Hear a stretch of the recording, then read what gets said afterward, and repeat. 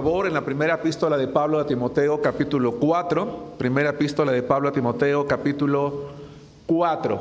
Hermanos, hemos venido estudiando en las últimas semanas, en las últimas 12 semanas, un tema que se llama la fe en la vida del creyente. Hemos tratado de describir la fe, qué es la fe, cómo funciona la fe, cómo debemos de alimentar nuestra fe, por qué tenemos que tener fe. Y todavía hay una serie de temas que voy a compartir, hermanos, en las próximas semanas. No sé todavía cuántos temas más, 5 temas, quizás 6, no lo sé todavía.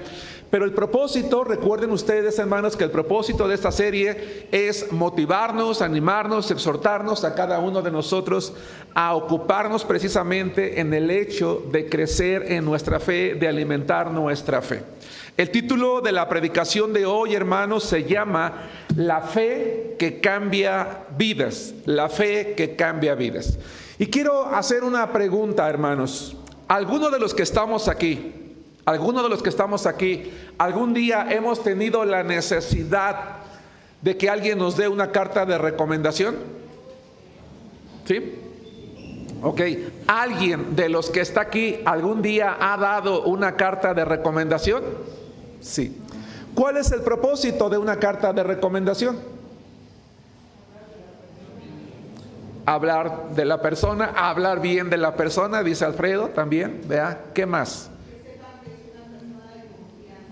Que sepan que es una persona de confianza. ¿Qué más? Que sabe hacer bien su trabajo. Conocer a la persona. Ok. ¿Qué responsabilidad tiene la persona que recibe una carta de recomendación en relación a quien se la da?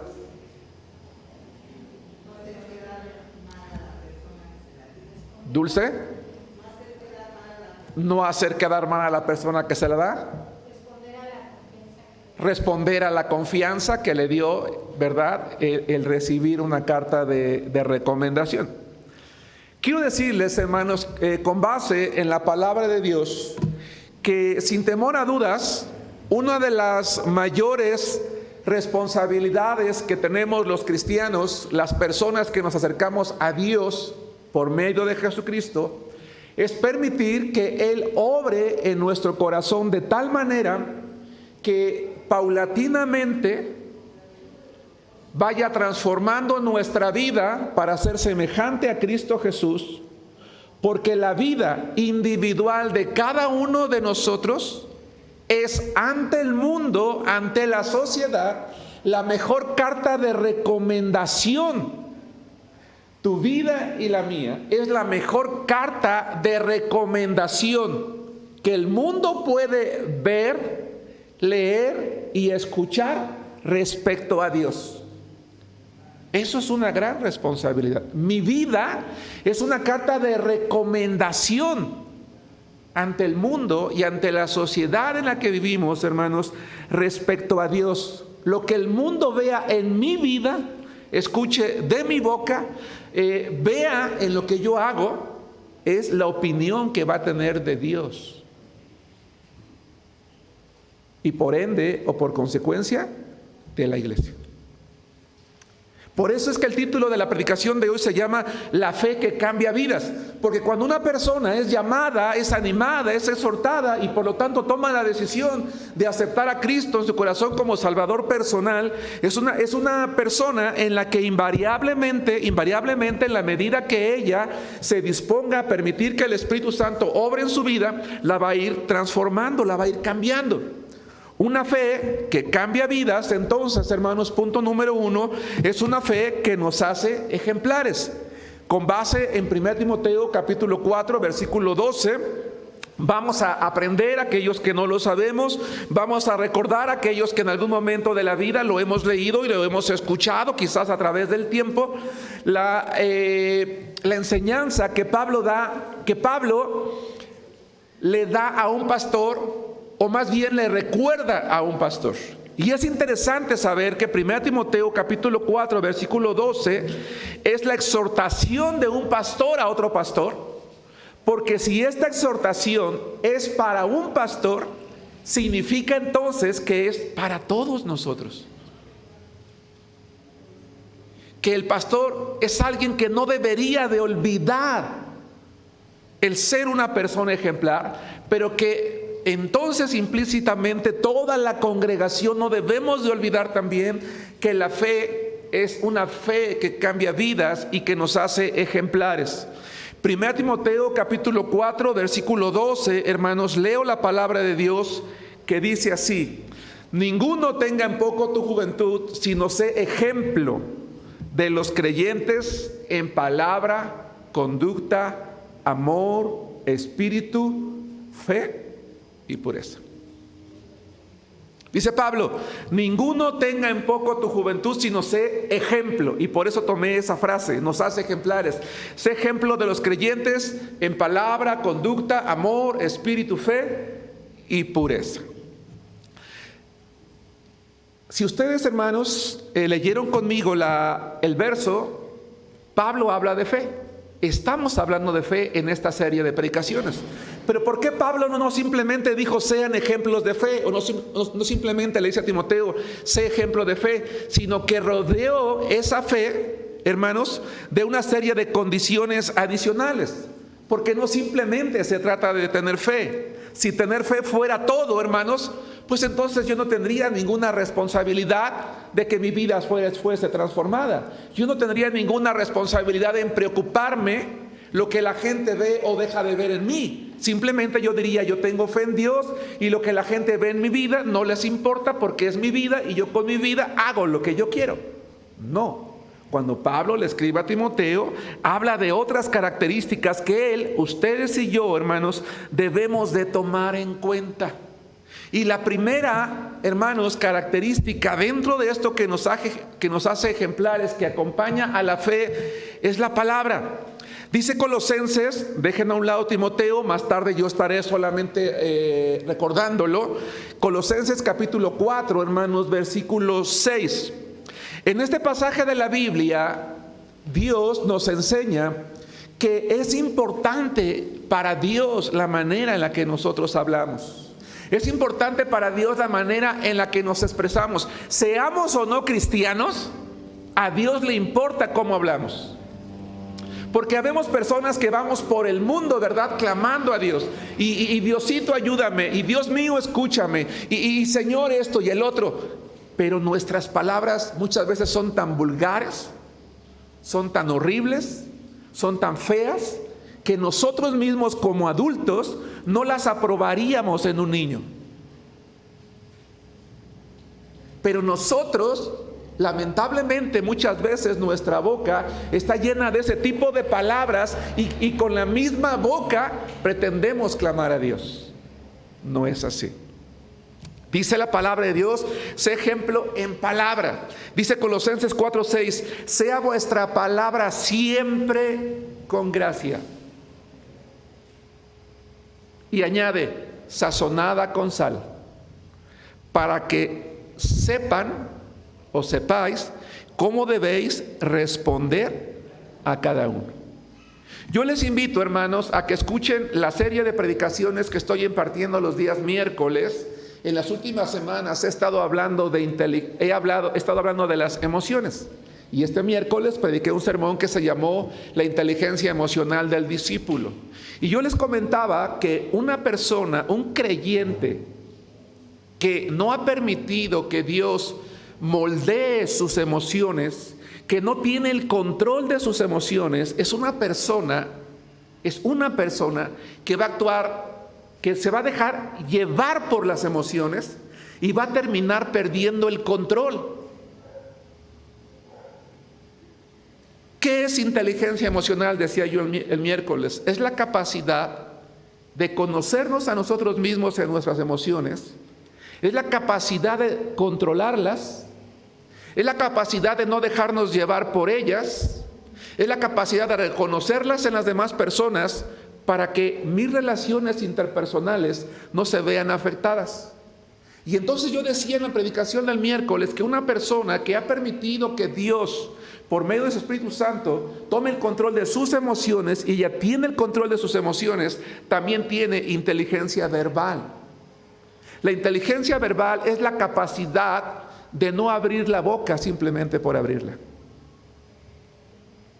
¿Algún día has dicho algo a tu padre, a tu madre, a tu cónyuge, a tus hijos o a alguien para terminar diciendo, híjole, ¿por qué abrí la boca?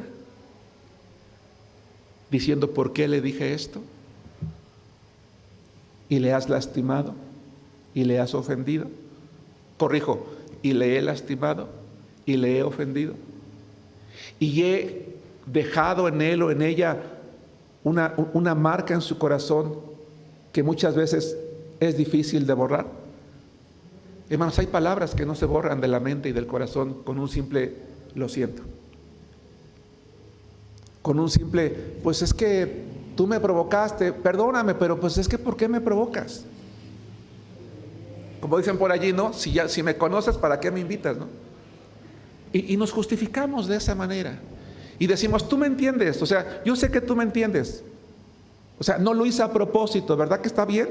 Y la otra persona muchas veces te dice, pues sí, está bien, pero no está bien. ¿O sí? No. No. La palabra de Dios dice, sean siempre vuestras palabras con gracia, sazonadas con sal. Es decir, que nuestras palabras sean escuchadas, sean tomadas con afecto. A veces tú puedes hablarle a una persona para llamarle la atención, para reprenderlo, pero aún así tus palabras y las mías pueden ser con gracia y pueden ser sazonadas con sal, porque son palabras sabias, son palabras que están hablando la verdad, que están motivando, que están exhortando, y la otra persona la recibe de esa manera. Por eso dice Pablo también, para que sepas cómo debes de responder a cada uno. A lo mejor hay una persona que de manera contraria a mí sí está usando palabras imprudentes, impropias para con mi persona, pero yo tengo el control, ¿verdad? Porque soy un hijo de Dios y yo no le voy a responder de la misma manera que ella me está respondiendo a mí. Particularmente cuando se trata de una persona ajena a la iglesia. Alguien que sabe que soy creyente, que me ve salir el domingo con la Biblia, que sabe que vengo a una iglesia, que participo en un culto y que sin embargo se da cuenta que yo estoy dispuesto a ponerme al tú con ella, en el mismo tono, con las mismas voces, con la misma violencia, y entonces dice, oye, pues no que va a una iglesia, no que es creyente, no que es un hijo de Dios. ¿Y qué es lo clásico que dicen? ¿Eso te enseñan allí en tu iglesia? ¿Eso aprendes? La fe en Cristo, cuando se ha depositado con sinceridad, es una fe que cambia vidas, que paulatinamente nos hace dejar atrás aquello que no sirve.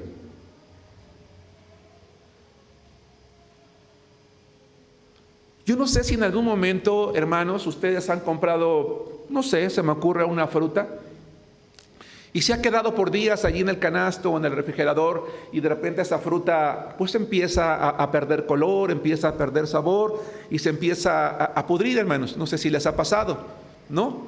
¿Qué es lo que pasa con esa fruta? De repente empiezan a aparecer las mosquitas, ¿a poco no? Y de repente dices, oye, ¿por qué hay tanta mosquita? ¿Por qué hay tanto esto? No, pues no sé. Y de repente te das cuenta que por ahí se te olvidó una manzana, un plátano, una naranja, un jitomate o algo. Y dices, híjole, ¿quién dejó esto aquí? ¿No? Y se te olvida, y de repente ya empiezas a percibir el olor. Es algo que tú ya no usarías. Un jitomate podrido no lo usarías para hacer el guisado. Una manzana ya podrida, pues no le das una mordida y dices, qué rica está esta manzana. O sea, ya no sirve. Lo desechas de tu casa.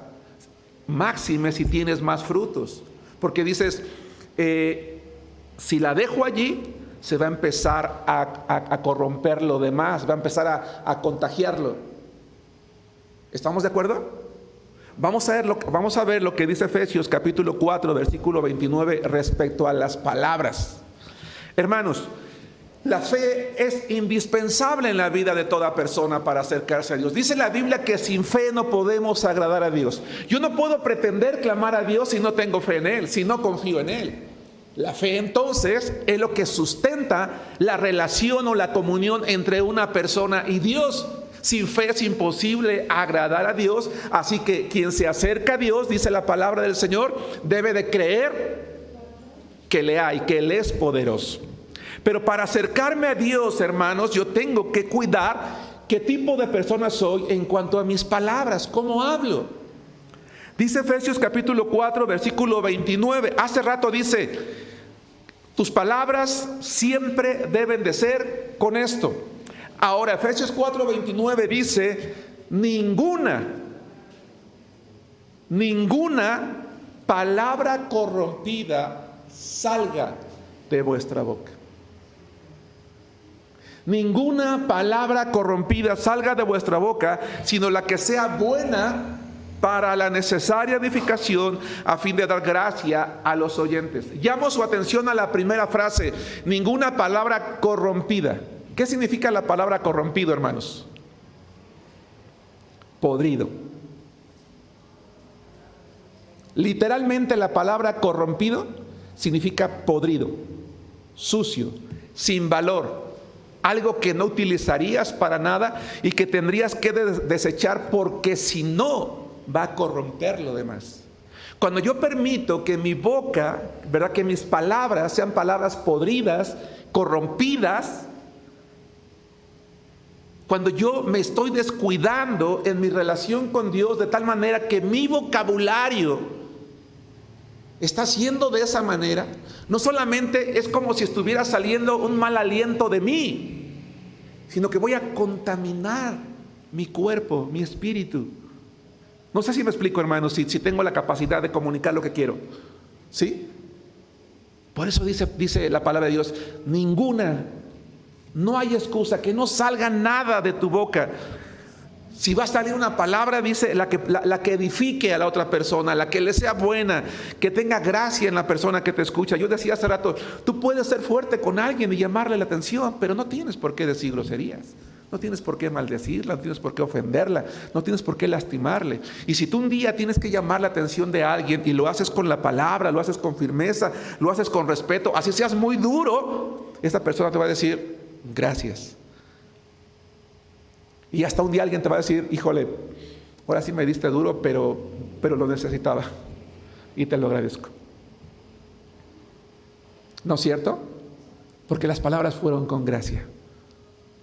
A veces, hermanos, trabajamos en empleos, en fábricas, en comercios y nos justificamos, bueno, hermano, es que tú no sabes el ambiente en el que yo vivo, en el que yo trabajo, tú no andas con mis cuates en la escuela. Bueno, los jóvenes tuvieron la mayoría clases, ¿no? Y pues es que así hay que hablarles para que te entiendan, así hay que hablar allí en el ambiente para que te escuchen. No es cierto, no es cierto. Honestamente a nadie nos gusta que nos hablen de esa manera, con palabras corrompidas. Nos habituamos a ello, que es otra cosa, pero a nadie nos gusta. De hecho, respetamos más a quien sabe medir sus palabras.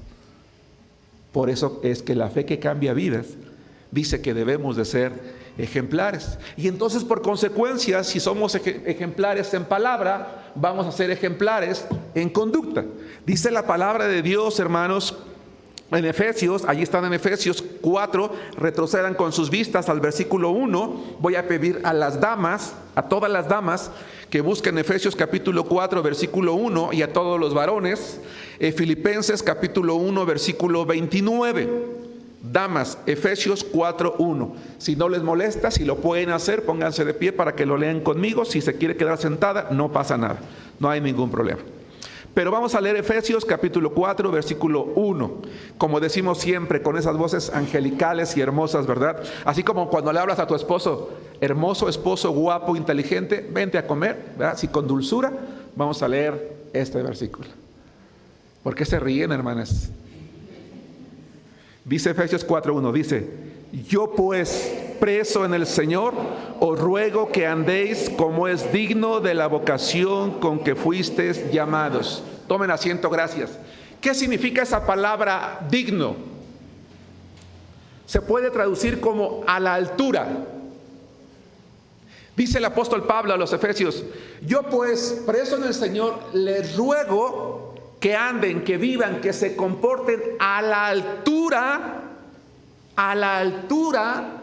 de la vocación cristiana. Permítame agregarle, esa palabra no está ahí, la estoy agregando yo, pero está hablando de la vida cristiana, a la altura de quien los llamó a la altura de Cristo.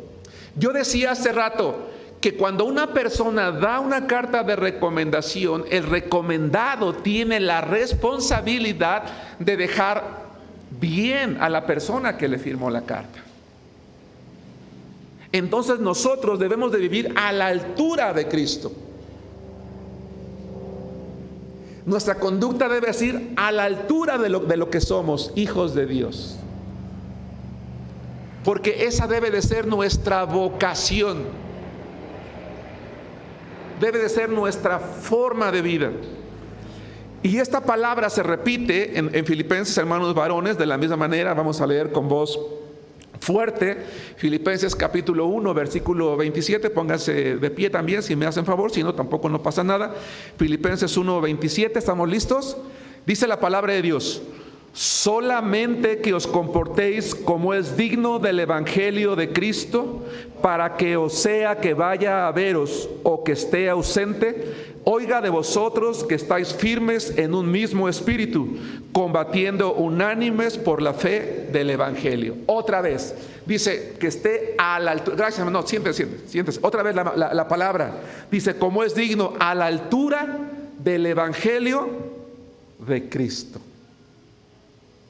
Esa es una parte muy importante que nosotros tenemos que aprender a ver. Ayer estaba, hermanos, en una reunión de pastores. Hay un hermano, él tiene una licenciatura en comunicaciones, en mercadotecnia. Él trabaja en una empresa y él está especializándose en comunicación digital. Y los pastores le pedimos que nos dé un curso de capacitación respecto a las redes sociales, cómo manejar, cómo introducirnos. Ahora que los algoritmos pues están muy al pendiente de revisar ciertas palabras, ciertos términos que ya no podemos usar en los púlpitos, porque si no pues se bloquean las publicaciones, ese tipo de cosas. Y este hermano, ¿verdad? Un hermano, pues gracias a Dios, bien posicionado en la empresa donde él está, nos decía: hermanos, yo quisiera usar el conocimiento que Dios me ha dado en la empresa en la que yo trabajo, pues para poder brindar esa capacitación también a ustedes como pastores, para que sepan cómo deben manejarse y a veces qué términos utilizar. Y nos decía, hermanos, porque hoy en día, decía él, un término que está muy devaluado es el término cristiano. Decía, mercadológicamente, el término cristiano no tiene ya un valor. Ya la gente no respeta cuando tú dices, soy cristiano. Porque tristemente, algunas personas no nos hemos preocupado en vivir a la altura del evangelio de Cristo. Y entonces cuando una persona escucha de Cristo y escucha del evangelio, dice, no, porque yo veo a los que dicen que son, no vivir a la altura de lo que hablan. Lo que dicen es muy bonito, pero lo que viven es muy distinto, es muy diferente. Nada que ver con esto. Entonces, no, muchas gracias, no me interesa. Y es algo muy interesante lo que decía el hermano. Dice, yo quiero hablarles como si yo fuera una persona ajena. Que no lo soy, porque él es miembro de una de nuestras iglesias del compañerismo, dice. Entonces tenemos que tener cuidado que hoy en día en las redes sociales, por mucho que nosotros subamos videos, predicaciones, imágenes, están llegando a la gente como nosotros, que son cristianos. Pero la gente que no es cristiana no las está consumiendo. No porque no crea que no puede servirle lo que escuche, sino porque el término no tiene un valor, porque no ha estado a la altura. ¿Me estoy explicando lo que trato de decir? Si nosotros como Iglesia Bautista Misionera en Arenal, que yo sé que hay hermanos que viven una vida recta, ¿verdad?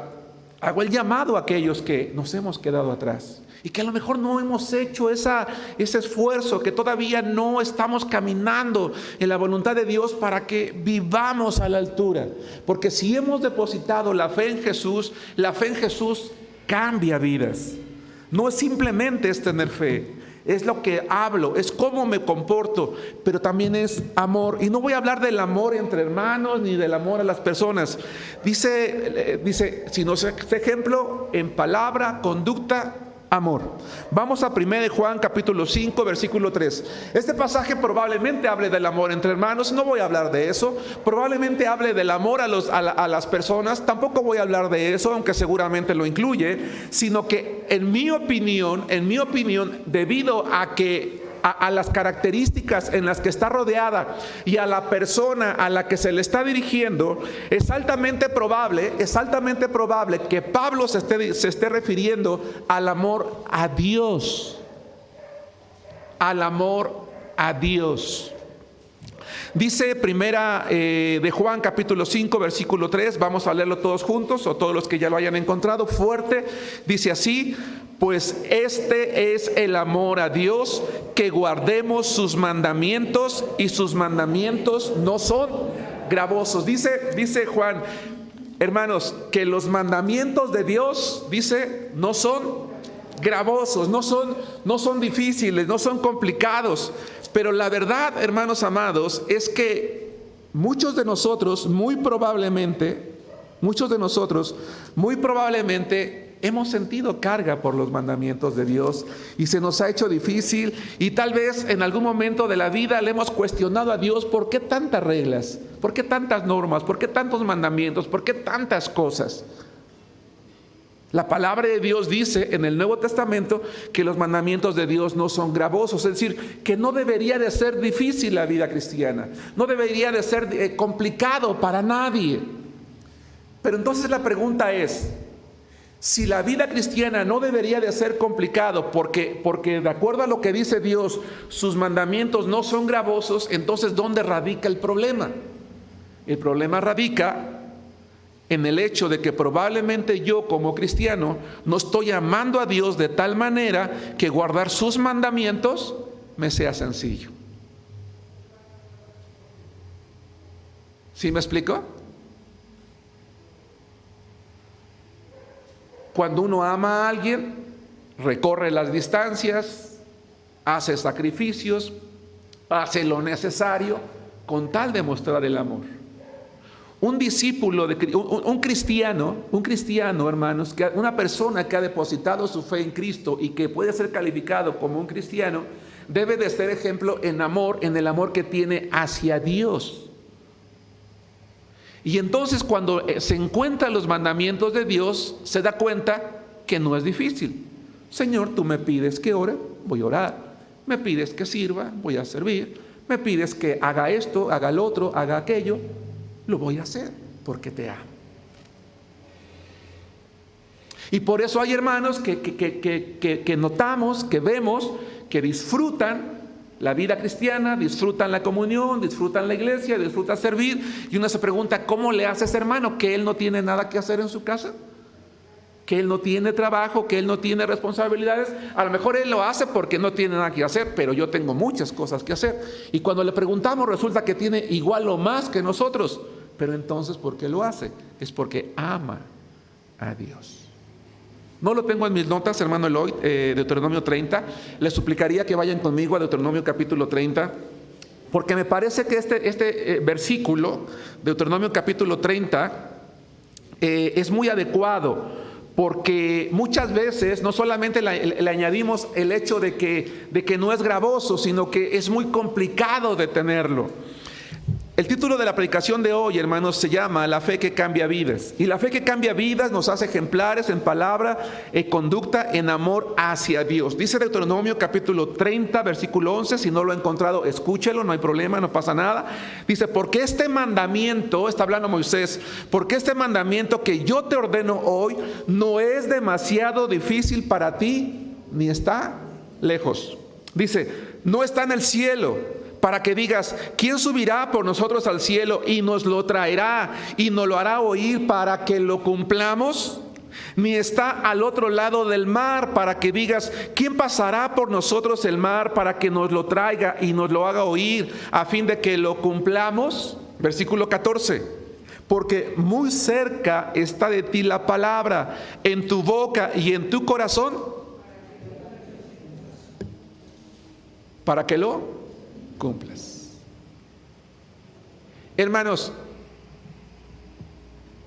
¿Dónde está la clave para que los mandamientos de Dios no sean gravosos según el versículo 14? En nuestra boca y en nuestro corazón. Ahora la pregunta es, ¿por qué en nuestra boca y por qué en nuestro corazón? Así rápido.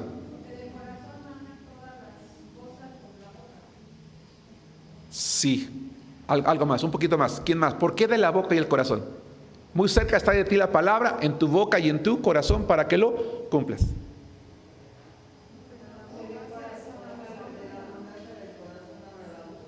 Ajá, la dama que está aquí, discúlpeme, no me estés. ¿Cómo se llama usted? María Magdalena. ¿Por qué? De la abundancia del corazón habla la boca. Porque nos comprometemos con la palabra.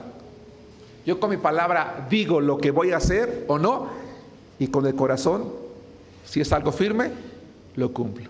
Entonces Moisés le dice al pueblo, no digan que es difícil. No es imposible.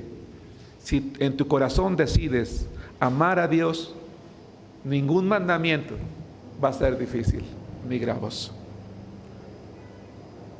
No va a ser imposible de guardar o complicado. 4. Dice, es ejemplo de los creyentes en palabra, conducta, amor, espíritu. Lucas capítulo 10, versículo 27. Dicen los que han estudiado la Biblia en el idioma original que probablemente la palabra espíritu fue agregada por algún traductor de la Biblia, pero allí está. Ahora, quiero que notemos lo que dice, ¿qué implica la palabra espíritu? Implica nuestro interior, nuestro yo, todo lo que nosotros somos. Como hijos de Dios debo de ser ejemplo en palabra, en conducta, en amor, en espíritu. Es decir, que yo me entregue a Dios con todo el corazón, con todo lo que yo soy,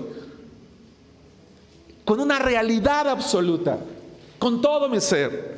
Dice Lucas capítulo 10, versículo 27, aquel respondiendo dijo, amarás al Señor tu Dios con todo tu corazón y con toda tu alma y con todas tus fuerzas y con toda tu mente, y a tu prójimo contra ti mismo. Eso es espíritu, con todo lo que tú eres.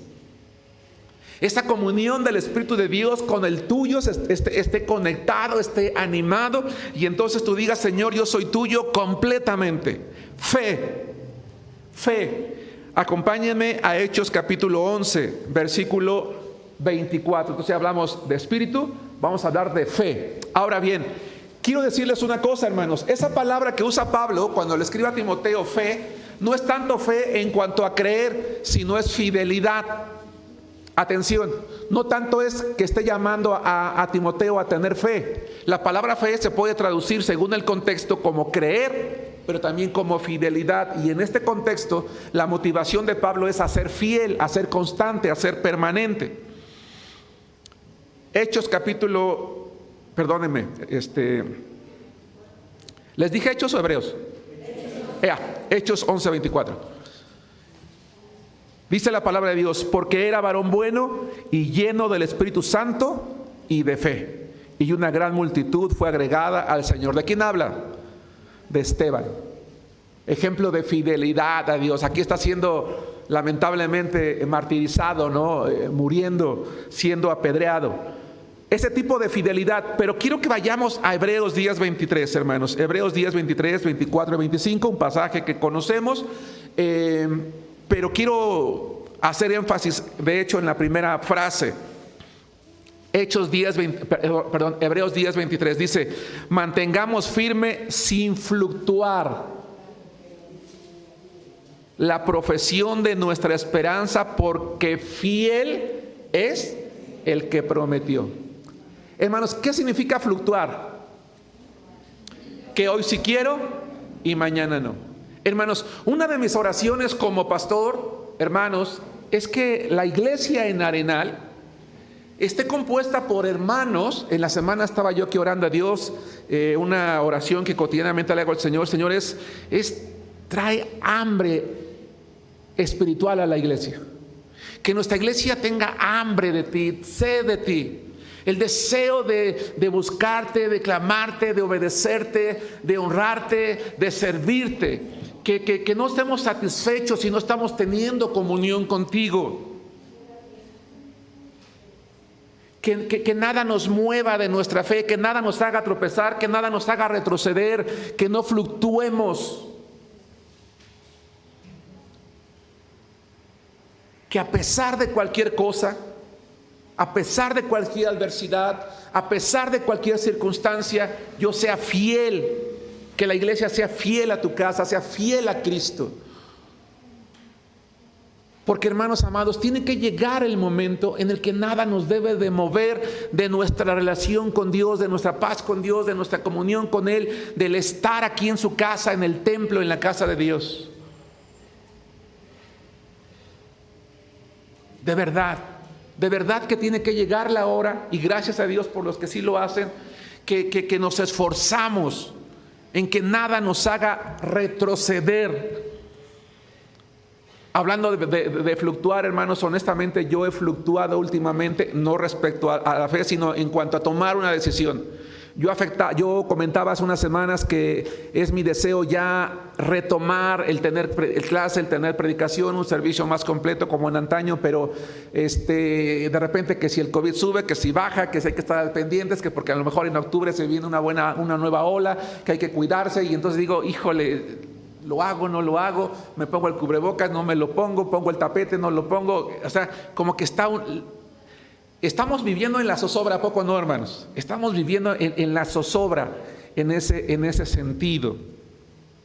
Estaba yo preocupado porque en los 2 años de pandemia no hemos bautizado, tenemos hoy unos candidatos, pero pues por lo mismo de que salir, movernos a otro lugar, no quiero arriesgar a los hermanos, a la otra iglesia que nos presta su bautisterio para que pues no digan que llevamos y contagiamos con alguien, y estoy en esa situación. Bueno, a lo mejor entre comillas no son cosas que nos afectan, porque al final aquí estamos congregados, que creo yo es lo importante, pero no debemos de ser así en cuanto a la fe.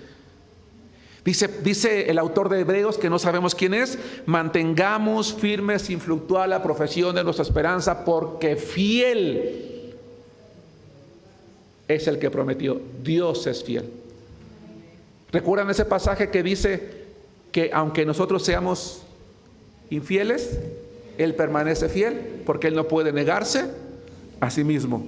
Pureza. Romanos 6:1, Romanos capítulo 6, versículo 1. En palabra, conducta, amor, espíritu, fe y pureza. ¿Qué es puro? ¿Qué es algo puro? Algo limpio, algo que no está sucio, que no está contaminado. Ahora, la palabra pureza, hermanos, es una palabra que implica la iniciativa de mantenerse limpio. Aquellos que hermanos, que hemos vivido la experiencia de ser padres, tú vas a una reunión, vas a una fiesta, o vas a salir con algún visitante, o vas a tener visitas y tienes niños pequeños y los bañas y los cambias. ¿Qué es una de las primeras cosas que le dices? Y ay de ti si te ensucias, ¿no? ¿Y a poco no? Y estamos, ¿y por qué agarraste el chocolate? Y no hagas esto, y no hagas el otro, y no hagas aquello. Y lo estamos así, y el niño está de repente así, ¿no? Y de repente lo ves que ya se embarró de jitomate, ya fue por allá y está así con sus manitas, dice, pero si no me ensucié mucho, ¿no? ¿Cómo, no? Pero de alguna manera lo que pretendemos los padres es, conforme van creciendo los niños, es que ellos tienen que tomar la iniciativa de mantenerse limpios, porque es bueno, porque es correcto estar limpios, ¿a poco no? Porque si no, ¿qué es lo primero que dices cuando ves un niño sucio en la calle? Ese pobre niño, su mamá, ella sí, muy bonita, muy maquilladita, pero mira a los niños, y si supieran que la pobre madre ya los bañó 2 o 3 veces y ya les cambió 5 veces la ropa, ¿no? Alguien dice por allí, ¿y por qué no más se acuerdan de la mamá? ¿Por qué no del papá? Porque los papás estamos, hijo, acuérdate que tu mami te dijo que no te cambiaras, mira, vente. No es cierto. Somos santos, ¿verdad, Juan? No, la verdad es que esto es la costumbre. Estás buscando. La misma mamá muchas veces dice, ¿qué van a decir los vecinos, hijo? Que no te cuido, que no te hago, que no el esto, que no el otro. Hermanos amados, no quiero ser irrespetuoso con los ejemplos que estoy poniendo. Yo creo que Dios ha de decir lo mismo de mí. Oye, Germán, ¿por qué andas en pecado? ¿Por qué andas en maldad? ¿Por qué andas en lascivia? ¿Por qué andas en ira? ¿Por qué andas en esto? ¿Qué va a decir el mundo de mí? Tú vas por allí diciendo que eres cristiano, que eres un hijo mío, pero mira cómo estás de sucio. Yo ya te limpié. Ya Jesús derramó su sangre por ti en la cruz. ¿Por qué te ensucias solito? Hace rato veniste, me pediste perdón por tus pecados, anoche oraste, yo te perdoné, te limpié y mira cómo andas otra vez hoy. Pocas veces pensamos en Dios como Padre, ¿o no? Pocas veces pensamos en Dios como Padre. ¿Qué dirá el mundo de mi Padre por mí? Y entonces pregunta Pablo a los Romanos capítulo 6, versículos 1 al 13. Vamos a ponernos todos de pie para leerlo, descansar un poquito de la banca. Sé que no es fácil, ¿verdad? Estar sentados escuchando.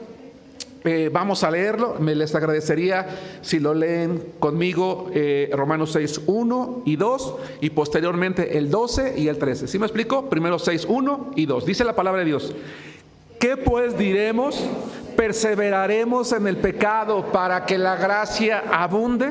En ninguna manera, porque los que hemos muerto al pecado, ¿cómo viviremos aún en él? Versículos 12 y 13 dice: no reine pues el pecado en vuestro cuerpo mortal, de modo que lo obedezcáis en sus concupiscencias, ni tampoco presentéis vuestros miembros al pecado como instrumentos de iniquidad, sino presentaos vosotros mismos a Dios como vivos de entre los muertos, y vuestros miembros a Dios como instrumentos de justicia. Amén. Tomen asiento.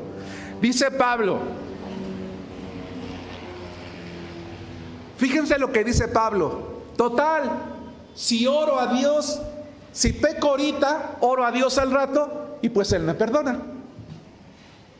Total, no importa lo que yo haga como hijo de Dios, si yo puedo hacer lo que yo quiera y voy con Dios, si peco 20 veces, si voy 30 con Él y Él me va a perdonar, pues así sirve que experimento más la gracia perdonadora de Dios. Eso es lo que está diciendo Pablo. Dice, ¿qué pues? Perseveraremos en el pecado para que la gracia abunde. ¿Y cuál es la respuesta, hermanos? Pues sí, dice, vamos a vivir la vida. Total, Dios nos perdona. No, dice, en ninguna manera. Porque hay una advertencia. ¿Y cuál es la advertencia? Continúa Pablo en la segunda parte y dice, no reine pues el pecado en vuestros cuerpos mortales, de modo que lo obedezcáis en sus concupiscencias. ¿Por qué? Porque llega el momento en el que si yo como hijo de Dios no estoy viviendo una vida transformada y voluntariamente me estoy ensuciando como ese niño, voy con Dios y digo, Señor, pero mira, no me ensucié mucho. Va a llegar el momento en que el pecado va a gobernar mi vida. Por eso dice, no reine. Y por eso de repente habemos cristianos que ya estamos comportándonos como cuando estábamos sin Cristo, y a veces peor, porque ya no lo podemos dejar, ya nos está dominando. Por eso dice, mejor llévalo a Dios todos los días. Hermanos, en un acto de honestidad, ¿quiénes de los que estamos aquí no luchamos contra el pecado? Yo todos los días, hermanos. Nadie puede decir, yo estoy en un nivel espiritual en el que yo ya no tengo una tentación. Hermanos, yo tengo muchas tentaciones. No es fácil, hermanos. Y muchas veces tengo que decirle al Señor, perdóname, Señor, porque, híjole. Y Dios lo comprende, sí, pero no espera que sea eso el común de mi vida. No voy a señalar a nadie, no. Yo soy la primera persona que tiene que tener cuidado con eso. Pero el punto al que quiero llegar es, dice Pablo, ten cuidado, porque si no lo haces, va a terminar reinando en tu vida. En lugar de que reine el Espíritu de Dios, va a reinar el pecado y vas a terminar alejado. Entonces, la fe que cambia vidas, hermanos, es una fe que nos hace ejemplares, que nos hace ser fieles, que nos hace ser puros, que nos hace ser limpios, que nos lleva a la iniciativa. Y cuando peco, pues entonces voy con Dios y le pido perdón, hermanos. Pero también en segundo lugar, hermanos, nos da certidumbre. Creo que debí haber utilizado el color negro en las letras porque no se ve. Nos da certidumbre. 3 cosas rápidamente, hermanos, en cuanto a nuestra fe. Gálatas capítulo 5, versículo 5. Hermanos, es hermoso saber que una persona que se acerca a Cristo puede estar seguro de que su fe se ha depositado en alguien que no va a fallar. Certidumbre es tener la confianza absoluta, plena, de que algo es correcto. Dios nos da certidumbre en cuanto a nuestra redención, en cuanto a nuestra salvación. Usted, hermanos, yo puedo morir hoy con la confianza de que por la gracia de Dios entraré a su gloria, no porque soy bueno, sino porque creí en Jesús. Y hay una gloria que nos espera a todos los que hemos creído en Él, hermanos. Esa es la certidumbre con la que podemos vivir, la certeza, la confianza.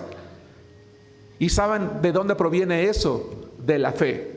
Dice Gálatas 5:5, pues nosotros por el Espíritu aguardamos por fe la esperanza de la justicia. Es decir, pasa el tiempo, pasan los años y Cristo no viene, pero yo por fe, el Espíritu Santo me ayuda. Hermanos, el Espíritu Santo mantiene viva la esperanza en mi corazón. El fuego del Espíritu Santo me recuerda: Germán, tú eres un hijo de Dios. Él me motiva a seguir esperando en Él. Recuerda, hay una esperanza de justicia, es decir, de justificación, de salvación en el cielo. Y por duro que parezca, aun cuando como hijos de Dios estamos ante el peligro de la muerte, no es un consuelo de tontos, hermanos. Espero no sonar vulgar con esto.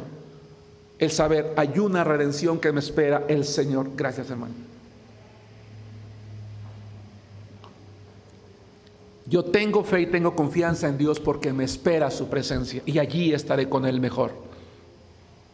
En el cielo, donde dice su palabra, no habrá llanto, más tristeza, más dolor, donde estaré viviendo. Claro, mientras esté en este mundo voy a orar: Señor, yo quiero estar aquí, quiero estar con mis seres amados, quiero estar con mi familia, pero si no es así, Señor, yo tengo ese ardor de tu presencia porque tú eres fiel.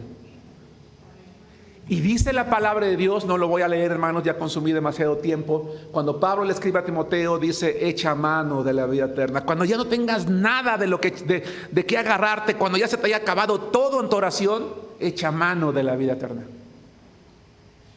Porque la vida eterna es esa ancla que nos mantiene a flote en el camino de la fe. Lo voy a complementar en el 3. No solamente nos da certidumbre, hermanos, en cuanto a la redención, en cuanto al cielo, sino también en cuanto a nuestra comunión con Dios. Vamos a Hebreos capítulo 10, casi estoy en la recta final. Hebreos capítulo 10, hermanos, versículo 23. Hermanos que están en la transmisión, la fe que ustedes han depositado en Cristo es una fe que ha cambiado sus vidas, porque la fe, hermanos, cambia vidas. La fe nos hace ejemplares, la fe nos da certidumbre. Y si hoy por hoy tenemos miedo, temor, hermanos, debemos de examinar nuestra fe e ir con Dios y decirle: Señor, auméntame entonces la fe. Dice la palabra del Señor que debemos de tener certidumbre en cuanto a la comunión, porque miren lo que dice Hebreos 10:22. Acerquémonos, en este caso, a Dios con corazón sincero, en plena certidumbre de fe, purificados los corazones de mala conciencia y lavados los cuerpos. ¿Qué dice? Habla de la pureza que hablamos hace rato, habla de sinceridad del corazón, habla de ir con Dios tal como somos, tal como me siento. Hermano, ¿te sientes triste, preocupado, deprimido, enojado, angustiado, desesperado? Ve con Dios, porque con Dios no podemos ocultar nada. Señor, me siento así me siento, pero vengo contigo con certidumbre de que tú me vas a escuchar.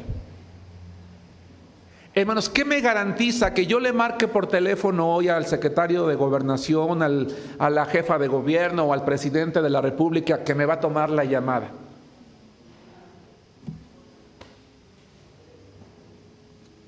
Sí, muchas veces para entrar al despacho del jefe hay que sacar cita con la secretaria, y eso si le caes bien muchas veces, porque si no te dice que no.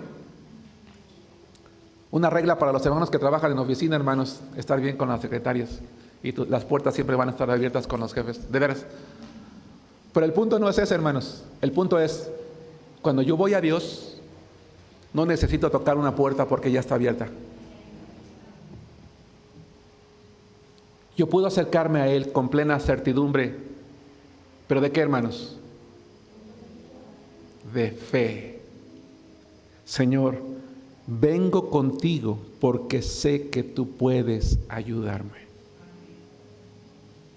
Porque si no, entonces ¿a qué voy? ¿Me explicó? Entonces, ¿para qué oro? Entonces, ¿para qué clamo? Entonces, ¿qué hago aquí? Si no tengo la certeza de que Dios tiene el poder para actuar. Ahora, no estoy diciendo que me vaya yo, sino, no, hay que pedirle fe a Dios. Cuando nos acerquemos a Dios, dices, con la seguridad en tu corazón, con la sincera seguridad de fe. Pero ojo, con sinceridad, con limpia conciencia. Para terminar, 1 Juan capítulo 5, versículo 4. Hermano Pablo, ¿serías tan amable de decirle a Daniel que estamos por terminar para que vaya aterrizando su clase, por favor? Gracias, hermano. Nos da certidumbre en cuanto a la redención, en cuanto a la comunión, en cuanto a las pruebas. 1 Juan capítulo 5, versículo 4. Hermanos, una persona que tiene a Cristo Jesús en su corazón como Salvador personal, la prueba máxima de su fe, ¿saben cuál es, hermanos? Cuando llegan las pruebas.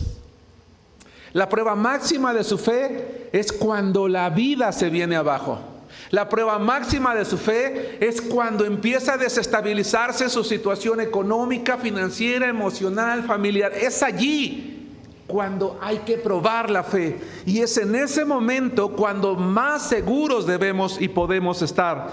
Porque dice la Biblia en 1 Juan capítulo 5, versículo 4, porque todo lo que es nacido de Dios. A ver, ayúdenme a entender, ¿a qué se refiere eso con todo lo que es nacido de Dios? ¿A qué te suena, Leo? A todo el que cree. Respuesta directa, clara, sencilla, a todo el que cree. Dice, porque todo aquel que cree, porque todo lo que es nacido de Dios, vence al mundo. ¿Y qué se refiere con el mundo? A todo lo malo que vivas aquí. Hermanos amados, no tengo que decirles que algún día llegarán pruebas a la vida. Si pidiera que levantara su mano quien está pasando hoy por una prueba, nos deprimiríamos de ver, yo creo, la gran mayoría. Así que el problema no es ese. El problema es, ¿estamos venciendo en medio de esa prueba? ¿Estamos saliendo adelante? ¿Estamos saliendo victoriosos? ¿Es nuestra fe del tamaño suficiente? ¿Está depositada en Dios como para decir lo que dice a continuación? Y esta es la victoria que ha vencido al mundo, nuestra fe. Esta es la victoria que ha vencido al mundo, nuestra fe. Es decir, no hay o no debiera de haber nada en la vida cristiana, no debiera de haber ninguna prueba, no debiera de haber ninguna tribulación, no debiera de haber ninguna adversidad que tuviera la capacidad de hacer que mi fe mengüe. No debiera, hermanos. Pero en la práctica es difícil. Y oremos por aquellos hermanos que a lo mejor estamos preocupados, estamos desanimados, ¿verdad? Para que la fe nos haga levantar de nuevo. No es fácil, hermanos, recibir una noticia y otra, y otra, y otra. Bromeaba yo con la hermana Clara en la semana porque me preguntaba de mi salud y le decía, ¿te acuerdas que el año pasado agarré una promoción de enfermedades? ¿Sí se acuerdan, hermanos, que fui a la promoción? Hermanos, ¿algún día han ido a comprar algo, 2, 3 cosas y te dan una más? ¿Qué sientes cuando te dan algo más? Dicen, como usted nos compró esto, esto y esto, mire, le vamos a dar esto de precio. Ay, qué padre, ¿no? Y vas, llegas a la casa, oye, mira, por ejemplo, yo fui a comprar unas cosas aquí a Steren y me regalaron un honguito así de esos de Bluetooth. Dije, ay, qué padre, se siente padre cuando alguien te dice, mira, es de tu premio. Pero en las pruebas te llegan 2, 3 y el pilón. ¿Y por qué lo digo? Porque le decía yo a Clara, ¿qué crees que ahora que me van a operar ya me encontraron otra cosa? Un problema en la sangre.